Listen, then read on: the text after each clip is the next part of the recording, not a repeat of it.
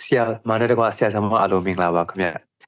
။ဒီနေ့ကပေါ့နော် critical thinking ရဲ့ခေါင်းစဉ်အောက်မှာကျွန်တော်တို့ bias အကြောင်းတွေသင်ရတယ်ပေါ့။ bias အကြောင်းတွေကိုကျွန်တော်သင်တဲ့အခါဒီ critical thinking အောက်မှာ bias တွေကိုကျွန်တော်တို့ကကိုယ်မိမိကိုယ်နဲ့ပတ်သက်ပြီးတော့ဖော်ထုတ်နိုင်စွမ်းရှိလာတာပေါ့နော်။ဖော်ထုတ်နိုင်စွမ်းရှိလာတယ်။ပြီးတော့ဖော်ထုတ်နိုင်စွမ်းအားကောင်းလာတယ်ပြီးတော့အဲ့ဒါကိုလည်းကိုယ်တဖြည်းဖြည်းလေ့ကျင့်တဲ့ skill ဖြစ်တယ်ဆိုတဲ့အကြောင်းကိုလည်းကျွန်တော်သိလာ။ကျွန်တော်တို့ကအရင်ကအဲ့ဒီရဲ့မိမိမှာရှိနေတဲ့ bias တွေကိုပေါ့လုံးဝမသိပေနဲ့ management skill ကိုကောင်းအောင်အရင်ထွေးနေတဲ့လူတွေဖြစ်တာပေါ့နော်အဲ့ဒါအခုဆိုလို့ရှိရင်တော့ကိုယ့်ရဲ့ bias တွေကိုလည်းပုံမြင်နိုင်တဲ့အနေအထားလေးတစ်ခုဖြစ်တာပေါ့နောက်တစ်ခုကကျတော့ဆရာမကိုကျေးဇူးအရင်တင်တယ်။ဘာကြောင့်လဲဆိုတော့ကျွန်တော်တို့ဒီ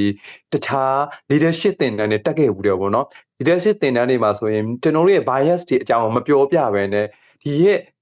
ကိုယ့်ရဲ့စိတ်ခံစားချက်ကိုအမျက်ထုတ်တဲ့ပုံစံမျိုးနဲ့သင်တန်းတွေသင်ကြားခြင်းကိုခံရတာပေါ့နော်။ဒီနေ့ဆိုရင်အဲ့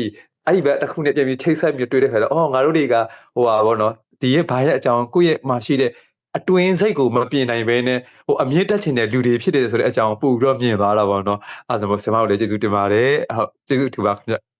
ကျေးဇူးအများကြီးတင်ပါတယ်ဆရာဒီလိုမျိုးcomment ပေးတာအရင်ဝမ်းသာတယ်ဆရာအတွက်ပြောပြတယ်ဆိုပေမဲ့ဒါ teacher အတွက်လည်း comment တစ်ခုပဲအရင်လဲဝမ်းသာတယ်မှန်းထားတာထက်ပိုအကျိုးရှိတယ်ကြားလို့လည်းအရင်ဝမ်းသာတယ်အရင်ခေါင်းကိုက်ခံရကြိုလည်းနှက်ပါတယ်တချို့တော့တော်တော်လေးဒီ